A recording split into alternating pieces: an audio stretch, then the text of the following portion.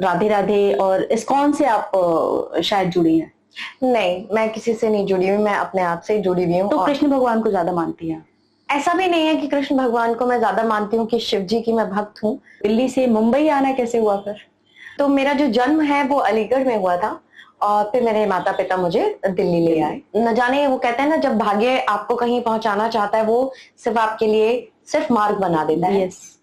तो मैंने एक कोर्स किया छोटा सा एक्टिंग का और मैं यहाँ बॉम्बे पहुंच गई, क्योंकि मैं मारवाड़ी फैमिली से बिलोंग करती हूँ। और ऐसा नहीं है कि तब मारवाड़ियों समाज में लड़कियों को ऐसे जाने दे दिया जाता था। अच्छा। क्योंकि वो उम्र मेरी ऐसी थी जब मेरे लिए रिश्ते ढूंढे जा रहे थे। तो आपका पहला काम एक शॉर्ट फिल्म से मिला था? मैंने एक फिल्म की थी, शॉर्ट फिल्म, सहारा टीवी उस टाइम पे शॉर्ट फिल्म्स बनाते थे, बहुत मीनिंगफुल्स बनाते थे। तब मैंने फैजल खान सर, जो आमिर खान के ब्रदर हैं, फैजल खान, उनके साथ में की थी सांझ सवेरा।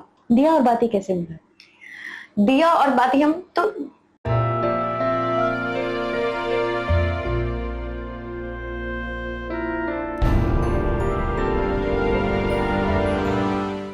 राधे राधे। राधे राधे। कैसी हैं आप? मैं बहुत खुश। बहुत दिनों के बाद मिले हम लोग। हाँ जी।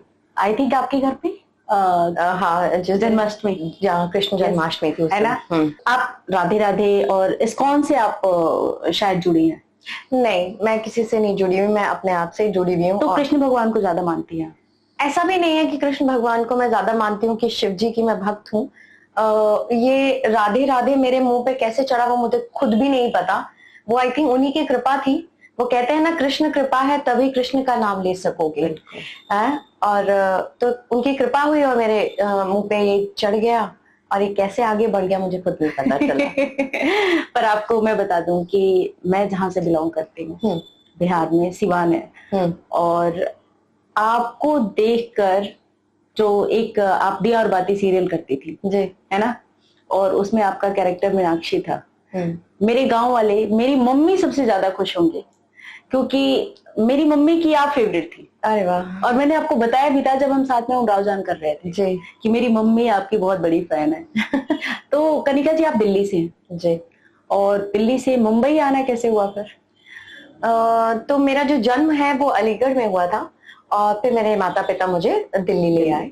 और दिल्ली में मैंने अपनी ग्रेजुएशन वहीं से करी और वास्तुशास्त्र का कोर्स भी कर रही थी, एडवर्टाइजिंग पब्लिक रिलेशन का कोर्स कर रही थी। और सडनली, न जाने, वो कहते हैं ना, जब भाग्य आपको कहीं पहुंचाना चाहता है वो सिर्फ आपके लिए सिर्फ मार्ग बना देता है।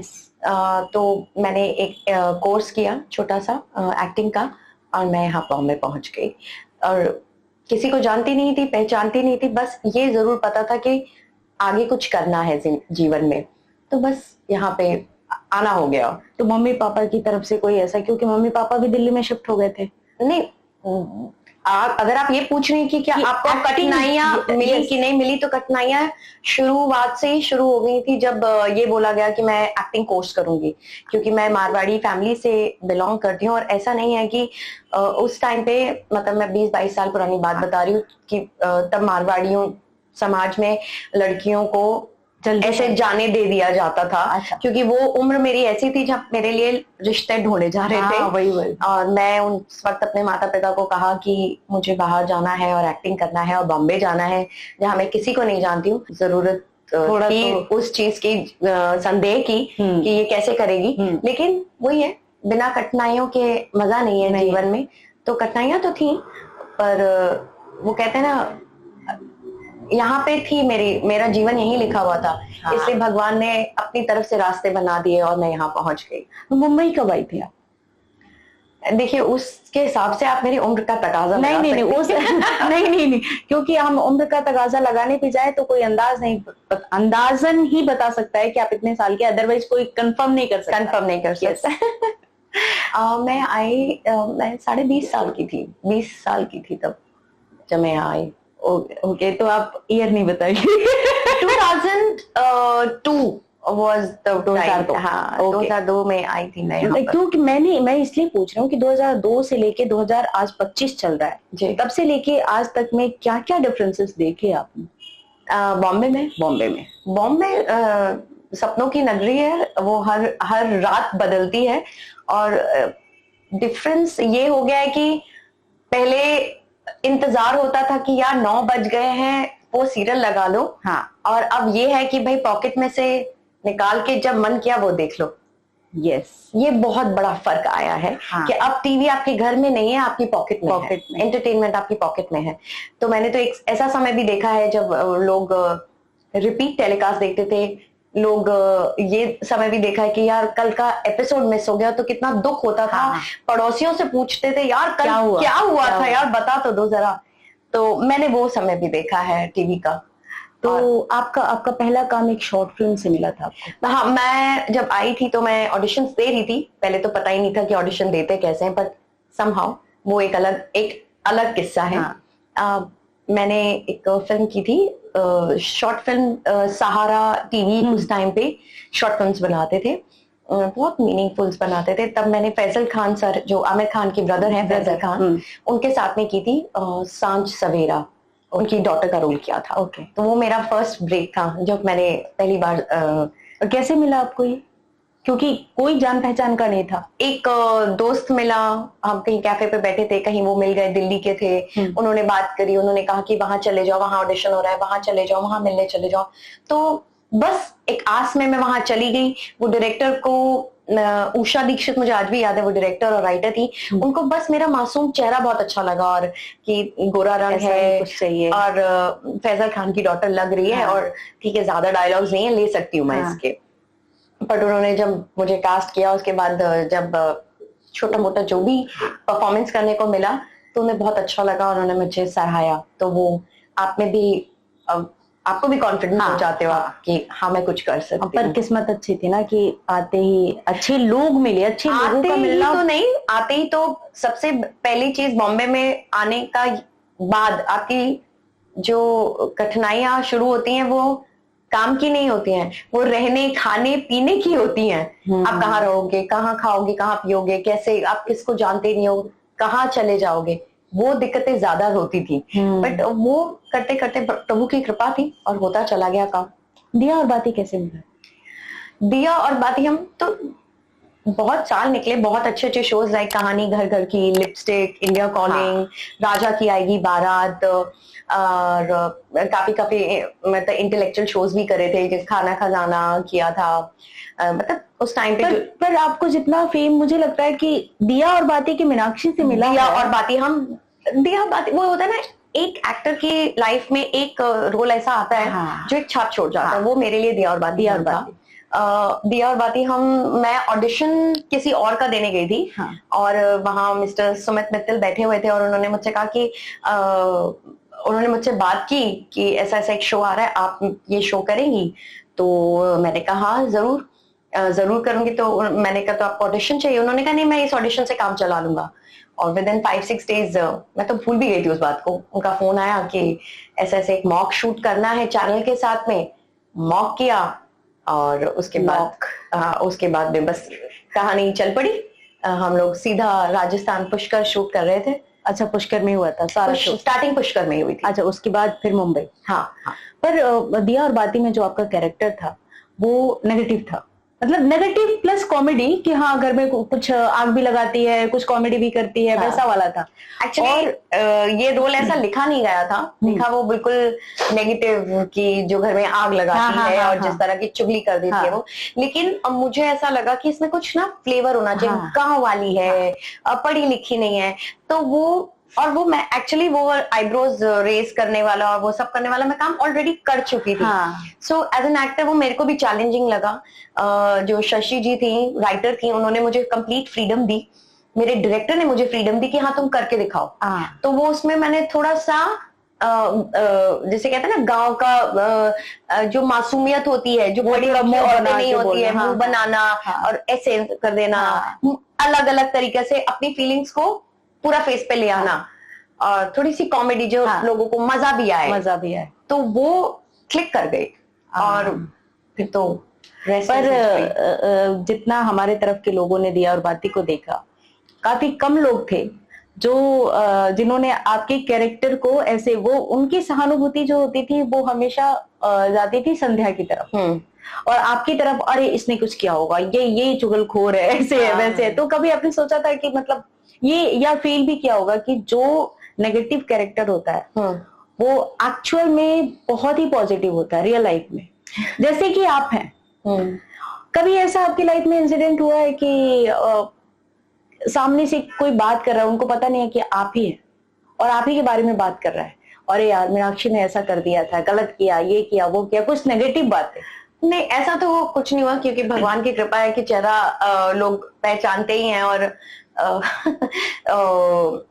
सहानुभूति तो संध्या पे होती थी, लेकिन लोगों को, जितने लोगों को मैं मिली हूं और अभी तक इतनी तारीफें मेरे को मिली है, उन्होंने कहा यार तेरे बिना ना मजा नहीं आता, जब तक तू नहीं आती है ना तड़का नहीं आता, मजा नहीं आता। हम लोग तो ढूंढते थे कहाँ मीनाक्षी कहाँ रह गई एपिसोड में, वो कहाँ इधर उधर छुप के देख रही होगी, सुन रही होगी। तो वो कॉम्प्लीमेंट्स मुझे मिले। लेकिन जो आप कह रहे हो ना, वो एक मैं मजेदार किस्सा बता सकती हूँ कि लोग ऐसे आपको ईमेल्स करते थे, और मतलब फेसबुक पे, इंस्टाग्राम नहीं था, बट इतना पॉपुलर नहीं था, बट फेसबुक पे मेरे को एक बार एक मैसेज आता है कि आपका वो एपिसोड देख के मैं बड़ी प्रभावित हुई, तो मैंने भी वही किया। और फिर उसने लिखा था कि एक सीन में था कि मैं जो है संध्या से थोड़ा कम अच्छी लग रही हूँ, और उसने ज्यादा जेवर पहने हुए, और हमें एक शादी में जाना है। अब मुझे बुरा लग रहा है कि वो ज्यादा अच्छी लगेगी और मैं अच्छी नहीं लगूंगी, सब उसकी तारीफ करेंगे, तो ना मैं तो नहीं जाना चाहती हूँ, मैं कैसे रोकूं? तो मैंने घर में उल्टियां करनी शुरू करी, और भाभू ने कहा अरे संध्या तू इसके साथ रह जा, तो ना वो गई ना मैं गई। तो कहती यही सेम चीज मैंने अपने घर में करी, मैं करा, और मेरी जेठानी रुक गई, और ना मेरी जेठानी गई ना मैं गई। तो ये बड़ा अच्छा किया मीनाक्षी तुमने ये करके। तो मैं बहुत हैरान हुई, मैंने कहा अरे बाप रे, लोग कितना इन्फ्लुएंस हो जाते हैं सिनेमा से। और ये मजेदार किस्सा था वो मैं भी कर रही थी ना, तो मेरे साथ भी ऐसा हुआ था, मेरे ही मुंह पे। और ये मैं भोजपुरी सीरियल कर रही थी और मैं नागिन बनी थी। अच्छा। तो मैंने इसलिए पूछा क्योंकि मेरे सामने ही, और फोन पे दोस्त की मम्मी है, वो बात कर रही है, अरे वो नागिन जो आती है ना, बहुत मतलब लिटरली ऐसे अलग वर्ड यूज करके कि बहुत ही है। फिर उन्होंने सामने से बोला कि नहीं वो सामने से बहुत अच्छी है, वो उसको वो वही फ्रेम मिला हुआ है, तो इसलिए मैंने क्लियर करने की कोशिश करी। नहीं, बट मुझे ऐसा लगता है कि अगर एक नेगेटिव किरदार अगर आप कर रहे हो और लोग आपको एक्चुअली कह रहे हैं बड़ी बुरी है और बहुत ही ज्यादा खराब है और इस जैसा तो कोई हो ही नहीं सकता, वो मेरे काम की तारीफ है कि मेरा एज एन एक्टर काम हो गया। यू नो, क्योंकि अगर मैं पॉजिटिव हूँ और मैं वो वही दिखाऊंगी तो लोगों को मजा ही नहीं आएगा। लेकिन जो मैं नहीं हूँ वो मैं अलग तरीके से बन के दिखाऊं और लोगों को तब भी मजा आए, और वो सच में सोचे कि ये कितनी खराब है, मतलब मैंने अपना character, I was in the skin of the character, वो बहुत अच्छी चीज थी। तो अभी आपका क्या चल रहा है? अभी मैं राजीव जी और सलीम सुलेमान के साथ में उमराव जान अदा अभी दुबई में करके आई हूँ। आई थिंक बहुत जल्द हम लोग यहाँ बॉम्बे में भी करने वाले हैं, नीता अंबानी मैम के ऑडिटोरियम में, और लंदन की भी बात चल रही है। तो देखिए, क्योंकि ये भी एक मेरे करियर के ग्राफ में एक बहुत बड़ा चैलेंज था, क्योंकि मैंने आज तक, आई थिंक आपका पहला थिएटर था? मेरा पहला थिएटर शो था, और मैंने आज तक कभी थिएटर नहीं किया था। और उर्दू, जो कि मेरी अपनी जुबान नहीं है, उसको समझना, सीखना, सही तरीके से बोलना, और उस कैरेक्टर में उतरना जो वो कैरेक्टर से मैं आधी उम्र की हूँ, यू नो, तो वो काफी चैलेंजिंग था, लेकिन वो बहुत मजा आया। तो अभी तो मैं थोड़ा सा बता दूं कि हमने साथ में काम किया है, उमराव जान अदा और मैं असिस्टेंट थी, और खानम जान प्ले करती हैं कनिका जी। पर वो जो 3 महीने हमने रिहर्सल में निकाले थे, बहुत ही मजेदार टाइम था वो। लेकिन मैं इनके मेहनत के बारे में बताऊं कि इनका पहला थिएटर, ये मैं तभी कॉन्फिडेंस के साथ बोल पा रही हूँ कि मैं तो थिएटर बैकग्राउंड से, इनका पहला थिएटर प्लस उर्दू जो इन्होंने बोला, इतनी मेहनत करी है ना इन्होंने। हालांकि ऑलरेडी पहले से था, पर एक आके थिएटर में, और थिएटर और सीरियल दोनों अलग अलग है, बहुत अलग अलग चीज है। अरे लेकिन आप सीरियल में तो चीट कर सकते हो ना, नहीं आया डायलॉग दोबारा बोल, अच्छा क्या है, फिर से लाइन बोल लेते। थिएटर में आपको ये क्वेश्चन नहीं है, आपने जो बोलना है वो उस वक्त ही बोलना, उस वक्त एक ही बार, वन टेक होता है। तो वो कठिनाई थी। बट सबसे अच्छी चीज पता क्या होती है, मैं जो दर्शक मुझे देख भी रहे हैं, कभी भी ऐसा ना आप समझो कि आपने वहां तक आप पहुंच गए हो, उससे कोई फर्क नहीं पड़ता, आप पहुंच गए, वो खत्म हो गया है। अगर आप कहीं नई जगह जा रहे हो, कोई भी नया प्रोजेक्ट ले रहे हो, तो अपना कप एम्प्टी रखो। अगर आप अपना कप फुल करके जाओगे कि मैंने तो ये कर रखा है, नहीं, आपकी बहुत हाई नोज है, तो आप कहीं आगे तक नहीं पहुंच पाओगे, क्योंकि आपका कप फुल है। आप कोई भी उसमें डालना चाहेगा, नहीं डाल पाएगा। तो जो हमारे डायरेक्टर थे राजीव, उन्होंने जिस तरह से मुझे बनाने की कोशिश की, मैं बनती चली गई, क्योंकि मेरा कप एम्प्टी था। मैं अपने बारे में तारीफ कर रही हूँ ये वाली, कि मैं सौभाग्यशाली हूँ कि मुझे भगवान ने इस तरह से बनाया है कि मैं अपना कप एम्प्टी कर सकती हूँ। yes. और इस तरह से मैं उमराव जान कर भी पाई, और अब तक राजीव जी बोलते भी हैं कि तुम जैसी खानम जान मिली नहीं मुझे। yes. ये तो है, ये तो है। yeah.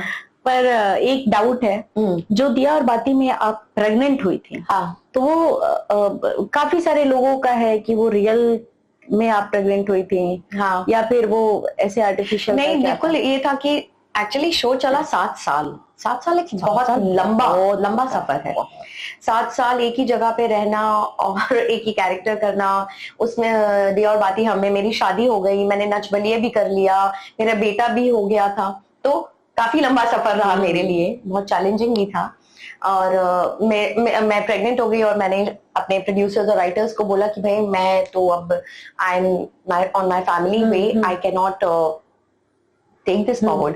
बट उन्होंने कहा नहीं, बिना मीनाक्षी तो दिया और बाती हम पूरा हो ही नहीं सकता, मीनाक्षी को दूसरा प्रेग्नेंट कर दो, दूसरी बार होगी प्रेग्नेंट।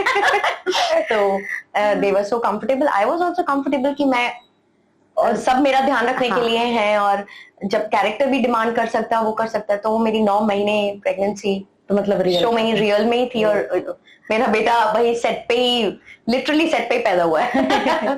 पर कितना मुश्किल होता है एक वर्किंग मदर और प्लस एक फैमिली को संभालना, क्योंकि आप काम भी कर रही हैं प्लस बेबी भी था। उमराव जान में जितना मैंने आपको देखा था कि घर का भी आप टेंशन ले रही थी, क्योंकि आपने कुछ कैमरे वैमरे लगवा रखे हैं, हाँ, हाँ, है ना, तो आप देखते रहती थी बच्चे को, तो कितना मुश्किल होता है वो काम?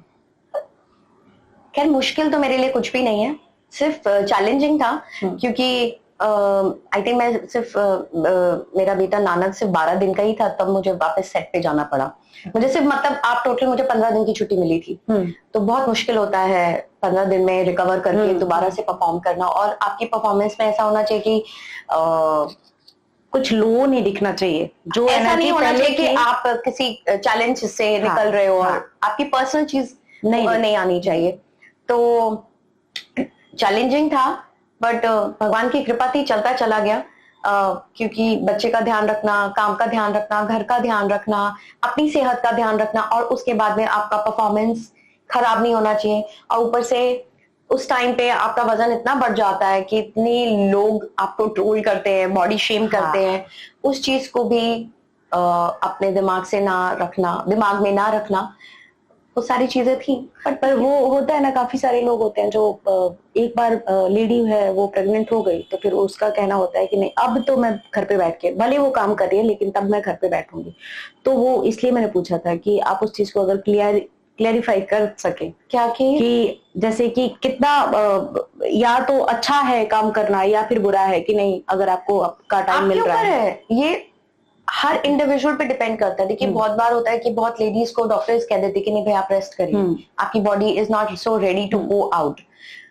मैं सौभाग्यशाली कहूंगी कि मेरे को ऐसा कोई दिक्कत नहीं थी, मैं काम कर सकती थी, और जो काम करने में बहुत मजा आए तो वो जरूर करना चाहिए। और हर प्रेग्नेंट लेडी को काम करना ही चाहिए। पहले जमाने में औरतें घर का काम करती थी, अपना खेत जाती थी, खेत से वापस आती थी, घर का काम करती थी, तो वो सब भी काम ही होता था।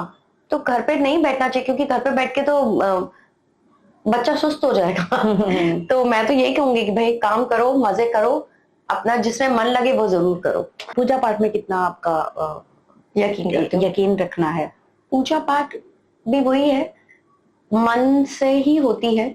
और बचपन से मैंने अपने माता पिता को शिव जी पे जल चढ़ाते हुए सुबह देखा है, बिना उसके वो कुछ खाते नहीं है। तो आज भी वो रीत मेरे घर में है, और मैंने अपने घर में भी रखी हुई है बॉम्बे में। मेरा बेटा सुबह शिवलिंग को जल चढ़ाकर ही कुछ खाता है। क्या बात। तो प्रभु की कृपा है, जो दिया जलवा देते हैं और पूजा करवा लेते हैं, नहीं तो हम में कहाँ हिम्मत सच में। तो मैं बिलीव तो सब चीज में करती हूँ, क्योंकि वो कहीं ना कहीं आप जब ये जोत जलाते हो, हाथ जोड़ते हो, ग्रेटिट्यूड देते हो ना, वो कहीं ना कहीं भगवान से कहीं ना कहीं आप अटैच हो जाते हो। ये तो है। कहीं ना कहीं आपके अंदर का वो जो तार है वो ऊपर से जुड़ जाता है यूनिवर्स से कि I am connected to you. बस वही है। तो मुंबई में अच्छे दोस्त मिले हैं? बहुत अच्छे दोस्त मिले हैं। नहीं, कहते हैं ना कि जो एक्चुअल दोस्त होते हैं वो या तो बचपन वाले होते हैं, स्कूल फ्रेंड्स, या फिर कॉलेज में एक दो दोस्त बन गए तो बन गए। अदरवाइज बाकी जो दोस्त होते हैं वो मुंबई वाले दोस्त, मुंबई में क्या, कहीं भी आप बाहर जाओ, काम में जो लोग मिलते हैं वो दोस्त नहीं होते। नहीं, मेरे तो प्रैक्टिकल हो जाते हैं। नहीं, मुझे ऐसा लगता है कि अच्छे लोग हम सब ढूंढते हैं। अच्छे लोग मिल जाए, अच्छे लोग मिल जाए, अच्छे लोग कभी नहीं मिलेंगे। आपको खुद अच्छा बनना पड़ेगा। जब आप खुद अच्छे बन जाओगे तो सब आपके ऊपर आ जाएंगे, सब आपके पास आना चाहेंगे। तो मेरे साथ तो यही हुआ। मुझे बहुत अच्छे दोस्त मिले हैं लाइफ में, बहुत touchwood, surrounded with good people, positive people, और बहुत अच्छी अच्छी सहेलियां हैं मेरी। हमेशा सुख दुख में हमेशा मेरे साथ है। एक फोन कॉल कर दूं तो वो दौड़ी चली आएंगी, एक वीडियो कॉल कर दूंगी तो शायद मेरे रोने पे खुद भी रोने लग जाएंगी। तो I am very lucky in that. अभी इससे पहले रितिका जी आई थी, हाँ, आपके पॉडकास्ट पे जी। उन्होंने आपके बारे में दिल खोल के बातें करी है। अच्छा। और बहुत तारीफ करी है। उनके बारे में कुछ बताना है आपको? रितिका मेरी कॉलेज की सहेली है। जब हम मतलब कुछ भी नहीं थे, हम कॉलेज में थे, AFT, हमने साथ में एक्टिंग कोर्स किया था और एक साथ सेम डे पे हम बॉम्बे आए थे टू स्ट्रगल। तो मेरा और उसका जो प्यार है वो बहुत पुराना है। दोस्ती एकदम, ये कहते हैं ना, फर्स्ट साइट में ही हो जाती है।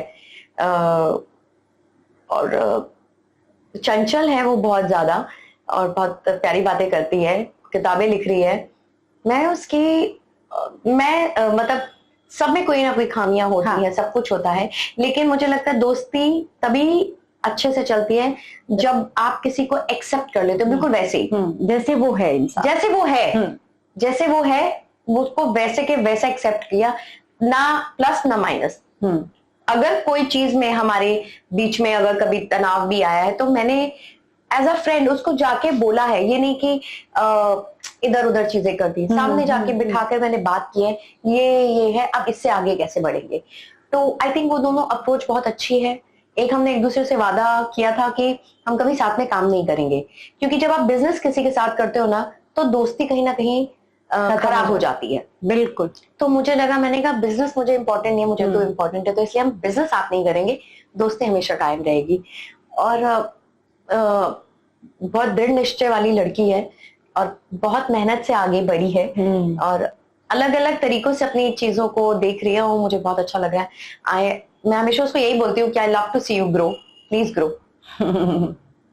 तो आपकी जिंदगी में चाहे फैमिली, हस्बैंड, बच्चा, कोई ऐसा इंसान, मतलब बच्चा तो बच्चा ही है, पर किस चीज को खोने से सबसे ज्यादा आप डरते हैं, जो दिल के सबसे ज्यादा करीब हो?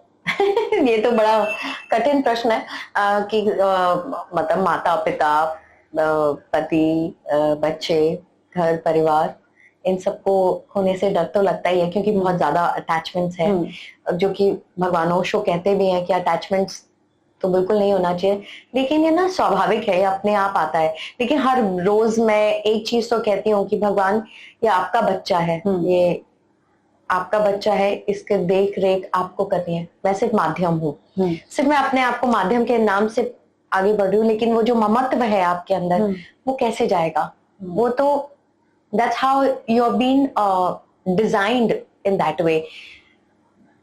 पर इस प्रश्न का मैं आंसर नहीं दे पाऊंगी, क्योंकि सभी अपनी अपनी जगह पे इम्पोर्टेंट है।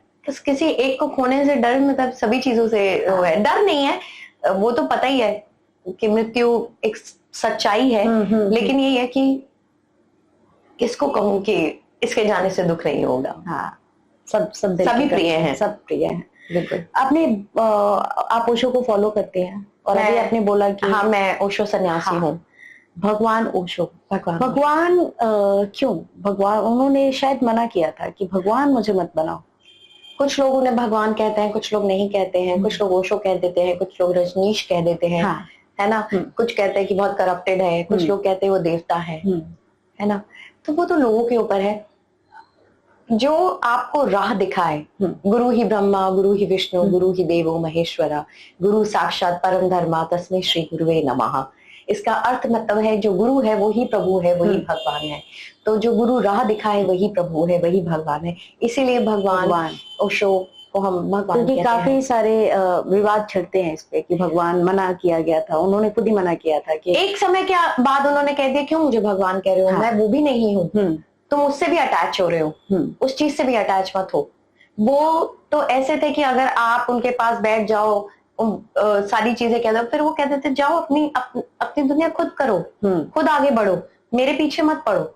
मैं तुम्हें सिर्फ, वो कहते थे कि ये चांद है, मैं चांद दिखा सकता हूँ, ये चांद है, मेरी उंगली देख रहे हो, मेरी उंगली मत पकड़ो, तुम खुद चांद को देखो कि वो चांद है।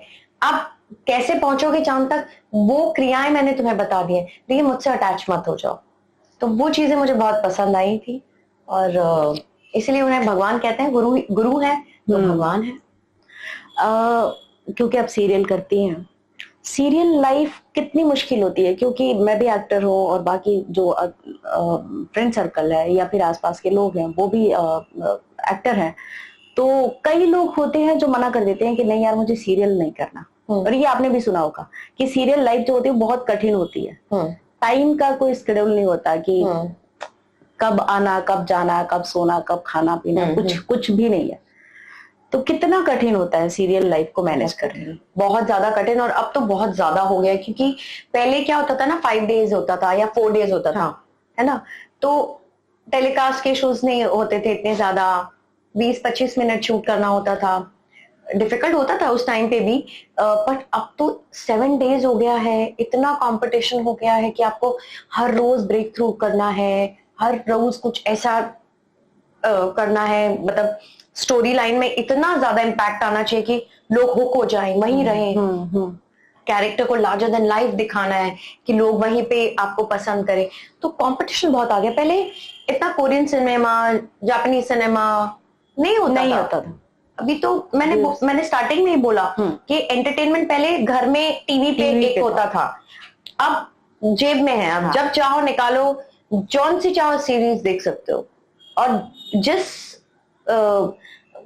भाषा की देखना चाहो। आजकल लोग कोरियन सिनेमा कितना देख रहे हैं, फिलीपींस का कितना अच्छा सिनेमा आ गया, जापानीज कितने आ गए, इंग्लिश तो ऑलरेडी था ही था, हिंदी, पाकिस्तानी सीरियल्स कितने ज्यादा पॉपुलर है, लोगों को इतने पसंद है। मेरी मदर तो खुद देखती हैं, और तो फर्क तो पड़ा है उस चीज में। कॉम्पिटिटिव बहुत हो गया, और शोज को करना मतलब 12 आवर्स 13 आवर्स ऑफ वर्किंग, कभी कभी 15-15 घंटे काम करना पड़ता है। लिमिट नहीं है काम का कोई, फिर आप एक जीवन जी रहे हैं, फिर आपको वो टेलीकास्ट आपके लिए एक कहानी है जो कि आपके दर्शकों को पहुंचनी ही चाहिए। तो उसमें फिर कोई प्रतिबंध नहीं होना चाहिए कि नहीं मुझे घर जाना है, मेरा बच्चा रो रहा है, या मेरा पति बीमार है, या आज मेरा जन्मदिन है। हमने जन्मदिन पे भी काम किया हुआ है, मेरा बेटा 103 बुखार में था, मैंने तब भी काम किया है, और खुद 103 बुखार में भी काम किया है। तो वो सारी चीजें तो हैं, लेकिन टीवी सीरियल, मैं यही कहूंगी, जो लोग कहते हैं कि टीवी सीरियल नहीं करना है, ये है वो है, मैं ऐसे ऐसे इवेंट्स पे गई हुई बड़े बड़े अंजलि, कि जिन्होंने फिल्म्स की हुई हैं, वो मेरे साथ बैठे हुए, उन्हें कोई पूछ नहीं रहा, और सब मेरे पास आ रहे हैं, मेरे से फोटोग्राफ्स खिंचवा रहे हैं, या फिर मेरे से के बाद जा रहे हैं, हाँ इसको भी देखा है, ऐसा किया हुआ है लोगों ने, क्योंकि वो हमें रोज देखते हैं, रोज हमको अभिनय करने का मौका मिलता है, वो इतने अटैच हो जाते हैं मुझसे। और आप देखोगे कि बड़े बड़े शोज, मतलब Aamir Khan sir, Shahrukh Khan sir, Salman sir, सब अपने प्रमोशंस के लिए दिया और बाती हम, और बहुत सारी टीवी शोज पे आए हैं। कपिल नाइट्स टीवी शो है, टीवी शो, तब भी सेलिब्रिटीज आते हैं अपनी शो को परफॉर्म कर, अपने फिल्म को प्रमोट करने के लिए। क्यों? क्योंकि लोग देखते हैं, शोज देखते हैं लोग। आज भी टीवी का उतना ही चलन है, घर घर में है ना, घर घर में है। और अगर आप कानपुर कासगंज में जाएंगे, छोटी जगहों पे, उन्हें कोरियन सिनेमा और जापानीज नहीं उन्हें समझ ही नहीं आता, क्योंकि उनका कल्चर ही नहीं है। वो कोरियन छोड़ दो आप, उनको तो ये नेटफ्लिक्स, अमेजन, फलाना ढिमकाना ये भी नहीं पसंद आता। उनको उनका सीरियल ही चाहिए। उनको ये मतलब भिंडी काटते हुए सास और पालक कोलक करती हुई में कुछ लगा दो और कह दो देखो सासू को लगता है ये देख लो बहू ऐसी है, और बहू को लगता है देखो ये सास ऐसी आ गई। तो किचन पॉलिटिक्स हमारी लाइफ से कभी भी नहीं जा सकती है। तो यही हो रहा है। तो कभी फिल्मों की तरफ आपका रुझान नहीं हुआ यार? आपने प्रोड्यूस करी है ना फिल्म? मैंने एक शॉर्ट फिल्म फॉरएवर विम करके एक फिल्म थी, और 13.5 मिनट की फिल्म है, बहुत प्यारी फिल्म है, एक माँ बेटी की कहानी है, प्रोड्यूस किया था। और सौभाग्यशाली हूँ क्योंकि बाहर भेजने का मौका भी मिला, और मेलबर्न, यूएस, शिकागो ऐसी जगहों पे अवार्ड्स भी मिले हैं। करीबन 26 जगह पे सिलेक्ट हुई थी, करीबन 8-9 अवार्ड्स मिले हुए फिल्म को। क्या बात है। तो वो फिल्म काफी अच्छी गई। उसके बाद मैंने एक और फिल्म प्रोड्यूस की थी, मेन डोंट बिच करके, वो यूट्यूब के लिए था, मैक्स प्लेयर पे भी थी। और उसके बाद हमने एक बॉस करके एक सीरीज प्रोड्यूस की, ऑल्ट बालाजी के लिए की थी बॉस सीरीज, वो भी काफी अच्छी चली थी। पर उसके बाद कोविड हो गया, तो कोविड के बाद थोड़ा हर चीज बहुत थम गई, और फिर थोड़ा फिर एकदम से ना कुछ चीजें बदल गई। काफी चीजें बदली हैं कोविड के बाद में, तो इतनी जल्दी हिम्मत नहीं करी। अब सोचती हूँ दोबारा से कुछ ना कुछ और करती हूँ। तो अभी आपका एक्टिंग की तरफ कभी खुद एज एन एक्टर या कभी ऐसा नहीं हुआ कि चलो किसी अच्छे कैरेक्टर में रोल के लिए अप्लाई करते हैं?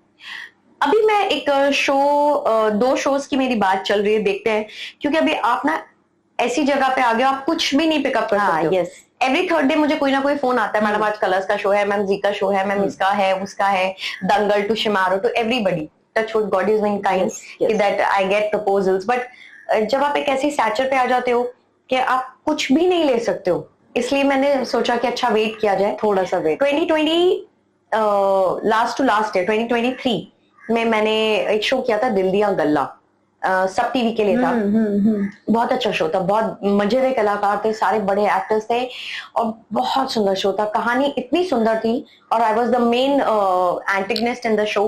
बहुत सुंदर लुक, मतलब बहुत प्यारा शो था। तो वो 1 साल चला, जो कि सब टीवी पे कॉमेडी शो ज्यादा चलते हैं रादर देन सीरीज ड्रामा। सब TV started this series drama series, but हमारा शो बहुत अच्छा चला, और वो काबिले तारीफ था। वो शो लिखा बहुत अच्छा था, पर वो 1 साल ही चला, क्योंकि वो कहानी उस एक टाइम के बाद खत्म हो जाती है, एक एंड हो जाता है कहानी का। लेकिन क्या रीजन है कनिका जी? पहले के सीरियल, जैसे हम दिया बाती की बातें कर रहे हैं, वो 7 साल चला जी। अभी के सीरियल जो आ रहे हैं उनका टाइम लिमिट खत्म हो जा रहा है, कहानी मतलब खत्म हो जाती है। मैं एक सच बताऊं, कहानी भी एक टाइम के बाद में ना, जैसे एक आइडिया आया, आपने एक फैमिली बनाई, एक घर दिखाया, परिवार दिखाया, कैरेक्टर्स दिखाए, उसके बाद में सबकी लाइफ में कुछ प्रॉब्लम्स हुई हैं करते करते, क्योंकि 7 डेज में आपको हर रोज एवरी डे कुछ ब्रेक इवन करना है, एक ऐसा करना है कि अगले दिन दोबारा से ऑडियंस आए। उसके लिए ना सारी कहानियों का जो चमक धमक है ना, वो फटाफट हो जाता है।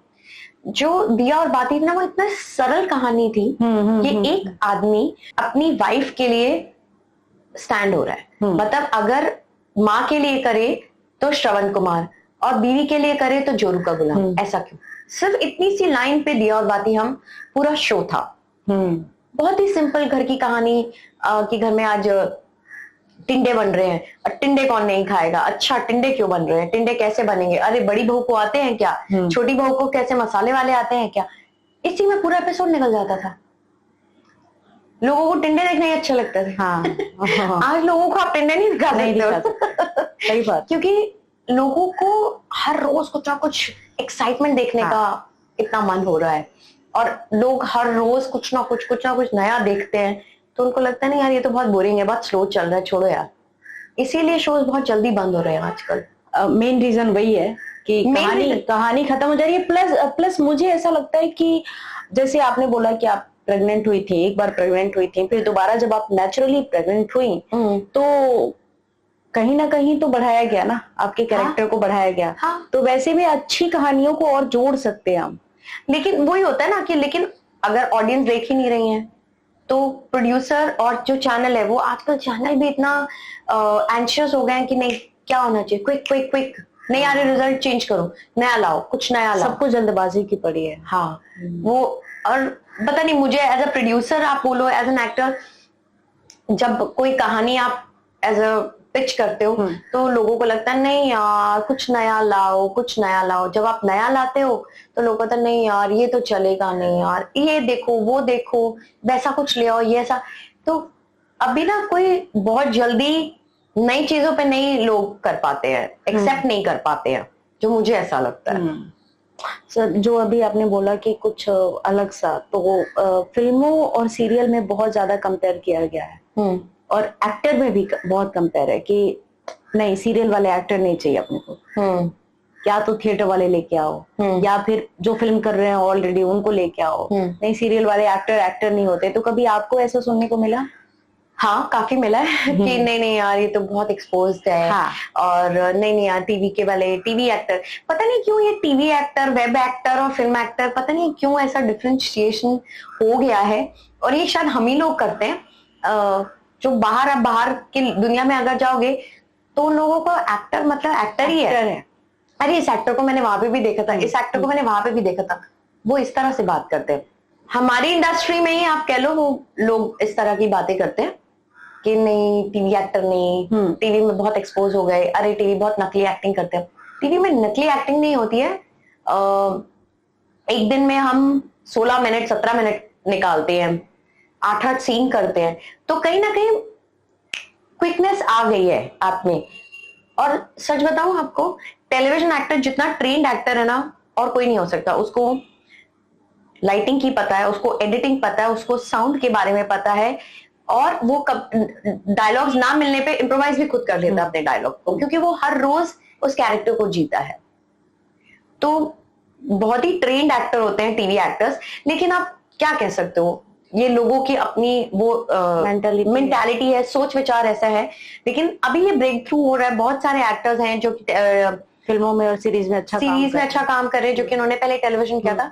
एंड आई थिंक एक टाइम पे लोगों को समझ आएगा कि टीवी एक्टर्स को लेने में कितना फायदा है, rather than taking those actors who are not even trained. मतलब आज आप इन्फ्लुएंसर बन जाओ, तो इन्फ्लुएंसर बन जाओ तो आप सिर्फ आप अपनी नीश की बात कर रहे हो, ठीक है। लेकिन आपको जब कोई किरदार दिया जाता है, आप किरदार में कैसे उतरोगे, वो एक एक्टर का ही काम है। तभी चीजें भी फ्लॉप हो रही हैं, तभी भी कुछ चीजें नहीं चल रही हैं। बहुत सारी सीरीज आती है, आप देखते हो कौन है ये, कोई इन्फ्लुएंसर है, उसके मिलियन फॉलोअर्स है, उसका ये है, उसका वो है। लेकिन मिलियन फॉलोअर्स आप ये समझिए वो उस चीज के हैं जो वो नीश अपने पेज पे दिखा रहा है, एज एन एक्टर नहीं दिखा रहा। तो जब वो एक्टर बन के आएगा तो वो शायद नहीं अच्छा परफॉर्म कर पाएगा, वो लोगों को समझना पड़ेगा। और इसी वजह से शायद बहुत सारे प्रोजेक्ट्स आते हैं और चले जाते हैं, आपको पता भी नहीं लगता। हाँ, क्योंकि अभी डिमांड्स भी बहुत ज्यादा है ना कि कास्टिंग में भी ऐसा है ना कि इतने फॉलोअर आपके होने चाहिए, तो इस प्रोजेक्ट में आपको ऐसा रोल है, काम है। जिसके नहीं है वो अच्छा एक्टर है, वो घर पे बैठा हुआ है। हाँ, बट वो ये एक बबल है, ये बस्ट हो जाएगा जब लोगों को रियलाइज होने लग जाएगा ना कि नहीं भाई ये तो बहुत टाइम ले रहा है। जैसे अगर मैं आप किसी नौसिखिए को आप अपने शो पे बुलाइए, जो सिर्फ इन्फ्लुएंसर है, वो बातें कर सकता है, लेकिन एक टाइम के बाद में उसके पास में कुछ और होगा ही नहीं के लिए, क्योंकि उसके पास में एक ही तरीके का एक्सपीरियंस है। लेकिन जो एक एक्टर है वो हर तरीके का एक्सपीरियंस रखता है। पर फेम की तरफ भी तो दुनिया भाग रही है ना, जिसका नाम है उसके पास काम है। वो आप एक बात बताओ, मैं एक फॉर एग्जांपल देती हूँ, बिग बॉस एक बहुत बड़ा प्लेटफॉर्म कहते हैं लोग, कि वहां चले जाते हैं तो ये हो जाता है, वो हो जाता है। मुझे बहुत सालों से बिग बॉस का ऑफर आया, मैंने कभी भी नहीं किया, because of my own certain reasons, because मेरा बच्चा छोटा था और मेरी फैमिली को नहीं पसंद है कि मैं बिग बॉस में जाऊं। लेकिन बहुत कम ऐसे लोग हैं जो बिग बॉस जीतने के बाद में भी अभी भी लोग उन्हें जानते हैं या फिर याद है, हाँ ये था बिग बॉस में, सिर्फ कोई काम नहीं है उनके पास में भी। सो ये बबल है, ये बबल बस्ट हो जाएगा, उसका भी टाइम आ जाएगा जब लोगों को एक्चुअल में पता लगने लगेगा कि नहीं यार, जो एक्चुअल जिसके पास में जो सच में कलाकार है ना, वो ही सामने आएगा। हाँ। ये जितने इन्फ्लुएंसर है वो आएंगे और चले जाएंगे, दैट्स ऑल। फेमिनिज्म को लेके आप क्या सोचते हैं? फेमिनिस्ट हैं फेमिनिस्ट नहीं, मैं नहीं हूँ, फेमिनिस्ट नहीं हूँ कि जो लोग हैं उनके बारे में आपके क्या ख्याल? मैं उनके सिर्फ विचारों को सुन सकती हूँ, लेकिन ये कहे कि मैं सहमत हूँ तो वो नहीं हूँ। क्योंकि पहली बात मैं बताऊं, हम औरतों का कोई कंपैरिजन हो ही नहीं सकता। हम अपने आप को कंपेयर कर ले, किससे कंपेयर कर रहे हैं? पुरुषों से। वो बेचारे पुरुष कुछ भी तो नहीं कर पाते हैं। अगर हम उन्हें खाना ना बनाए तो खाना नहीं खा पाते हैं, कपड़े नहीं धोए तो कपड़े नहीं पहन पाएंगे, कपड़े धुले हुए कपड़े नहीं, उनका घर हम बनाते हैं, बच्चे उन्हें हम देते हैं, परिवार का सुख हम देते हैं, सब चीज तो हम देते, तो हमारा क्या कंपैरिजन? और जो लोग फेमिनिस्ट का नाम का झंडा लेते हैं कि ऐसे नहीं होना चाहिए, वैसा नहीं होना चाहिए, आई एम श्योर उनके कहीं ना कहीं तकलीफ हुई होगी, उन्हें कहीं ना कहीं दबाया होगा कि तुम औरत हो और तुम दबो, और ये है वो कहीं ना कहीं औरत इस पुरुषों की बनाई हुई दुनिया में कहीं ना कहीं दबाई तो जाती है, क्योंकि वो खुद में पुरुष ये सोचते हैं कि ये मल्टीटास्कर है, अगर इसको नहीं दबाया गया तो ये हमसे बहुत आगे निकल जाएगी। आप अगर मैं कहूं, आप कॉर्पोरेट्स में चले जाओ और अगर बॉस, अगर लेडी बॉस है तो नीचे जो सबऑर्डिनेट्स है वो 4 लड़के हैं, तो इतनी जल्दी नहीं ले पाते, उनकी ईगो पे आता है कि हम क्यों फीमेल बॉस का ऑर्डर लें। आज भी बड़े बड़े लेवल पर वो फीमेल बॉस नहीं एक्सेप्ट कर पाते। क्यों? क्योंकि पुरुषों को ऐसा लगता है कि क्यों हम फीमेल्स की बात सुने, ये तो घर में काम करने वालों में से है। लेकिन ऐसा नहीं है, और ये भी अब रूप बदल रहा है। लेकिन मैं अब, जैसे मैं अपने बच्चे को, मेरा बेटा है, मैं उसको अलग तरीके से पाल रही हूँ कि male and female are just equal, you know. और क्या है, मेल है या फीमेल है, भगवान ने बनाया, वी आर इक्वल्स। बल्कि females are better than you, मैं तो उनको ये भी बोलती हूँ, they are better than you, so it's better to go down to them and accept them the way they are. और फेमिनिस्ट मैं बिल्कुल भी नहीं हूँ, और ना मैं झंडा लेके घूम सकती हूँ। हाँ, क्योंकि बहुत सारे लोग हैं ना वुमेन कार्ड खेलते रहते नहीं, जैसे मैंने बड़ा एनिमल फिल्म आई थी, तो वो हाँ, उसमें उसने ब्रा का स्ट्रैप खींचा और मेरे जूते चाट, और इस पे काफी फेमिनिज्म, बहुत फीमेल्स को हर्ट हुआ कि ऐसे कैसे आप दिखा सकते हो, करते हो। वो एक किरदार था। आप एक फिल्म देखने जाते हो, एक किरदार देखने जाते हो, आप वो क्यों लेके बैठ जाते हो कि उसने ऐसा किया, उसने वैसा किया, राइट? मतलब कि आप इस तरह से यूज कैसे कर सकते हो एक फीमेल को, लेकिन वो भी तो एक किरदार दे रहा है, वो एक किरदार निभा रहा था, और वो किरदार निभा रही थी, उसमें कुछ ऐसा नहीं हुआ। लेकिन जो लोग ये भी कहते हैं कि एंटरटेनमेंट से, सिनेमा से लोग प्रभावित होते हैं, वो अपने घर में करने लग जाते हैं, करते हैं, काफी लोग करते भी हैं, होती हैं चीजें, लेकिन वो हर तरीके से है। वो सिनेमा पे आप नहीं डाल सकते, और ये नहीं कह सकते कि ये फेमिनिस्ट है, वो फेमिनिज्म होना चाहिए। नहीं, मैं इस चीज पे बिलीव नहीं करती हूँ। वुमेन एम्पावरमेंट, वही women empowerment, वो चीज already, women is already empowered. It just we women has to feel that way. You know what we feel, the energy flows that way. हमें ऐसा लगता है कि हमें दबाया गया है, हमें बंद किया गया है, हमें ये किया हुआ है, हम वो किया हुआ है। इसी वजह से वो women empowerment की बात आई है।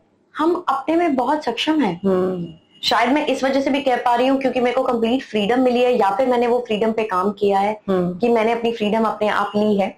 लेकिन जो लोग अभी, जो दर्शक देख रहे हैं, जो घर पे बैठे हैं, उन लोग को नहीं यार हमारे घर आके देखो, हमें तो दबाया गया है, वो क्या है, वो परिस्थितियां हैं। वो अगर आप उस परिस्थिति से बाहर निकलना चाहते हो तो ये आप पे निर्भर करता है। झंडा लेके घूमने में और वुमेन एम्पावरमेंट का बोलने में, उससे कुछ आप आगे नहीं बढ़ोगे, ये मुझे लगता है। आने वाली जो यूथ है, जो बाकी बच्चे हैं जो एक्टर बनना चाहते हैं, उनके लिए आपके क्या सलाह रहेंगे? आगे बच्चे जो एक्टर बनना चाहते हैं, पहली बात तो मैं ये बोलूंगी कि अगर आपको कोई ये कह दे अरे यार तू बहुत हैंडसम दिखता है, यार तू बहुत सुंदर दिखती है, यार तू एक्टर क्यों नहीं बन जाती, वो इट्स अ बिग नो। सुंदर दिखने में और हैंडसम दिखने में आपका कोई हाथ नहीं है, ये प्रभु की कृपा है आप पे। आपको सबसे पहले अच्छे इंस्टीट्यूट से एक्टिंग की कोर्स करना चाहिए, प्रॉपर कोर्स जिसे कहते हैं कि आपको एक एक चीज समझनी चाहिए। 4 या 5 साल का एक मीडिया एंटरटेनमेंट का कोर्स होता है, उसे करना चाहिए, और उसके बाद में आपको जिस भी फील्ड में आपको आना है, आपको बिल्कुल सही तरीके से आना है। ओवरनाइट सक्सेस जैसी कोई मैजिक वॉन्ड नहीं है कि आपने ऐसे घुमाया और आज हम तो वो हो जाएंगे। कोई ऐसा, मैं ये नहीं कहती हूँ कि गॉड फादर मिल गया तो अब आप पता नहीं कहां से कहां पहुंच जाओगे। एग्जाम्पल्स हमारी इंडस्ट्री में बहुत सारे लोगों के हैं जिनके पेरेंट्स प्रोड्यूसर्स हैं, एक्टर्स हैं, बट वो बेचारे नहीं कर पाए, क्योंकि आप खुद निपुण होने चाहिए अपनी कला में।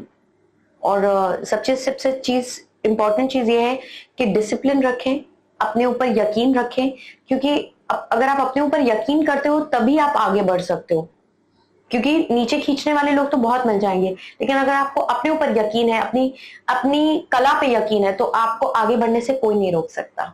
बहुत बहुत शुक्रिया। लेकिन जाने से पहले हम चाहेंगे कि आप हमारे चैनल के लिए 2 शब्द बोल दें। कैसा लगा आपको पॉडकास्ट, प्लस मैं कैसी लगी?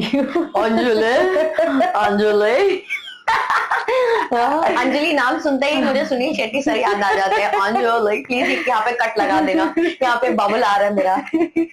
अंजलि, तो बहुत अच्छा लगा तुमसे बात करना। तो हमने पहले काम किया हुआ है साथ में, और तुम हमेशा बहुत प्यारी बातें करते हो, प्यारी दिखती हो, और मैं चाहूंगी कि तुम्हारा पॉडकास्ट बहुत आगे बढ़े और तुम बहुत लोगों को अपने इस चेयर पे बिठा के उनकी जर्नी इस दर्शकों को दिखाओ, बताओ, और हमेशा खुश रहो। बहुत बहुत शुक्रिया आपका। थैंक यू, बहुत धन्यवाद। राधे राधे। राधे राधे।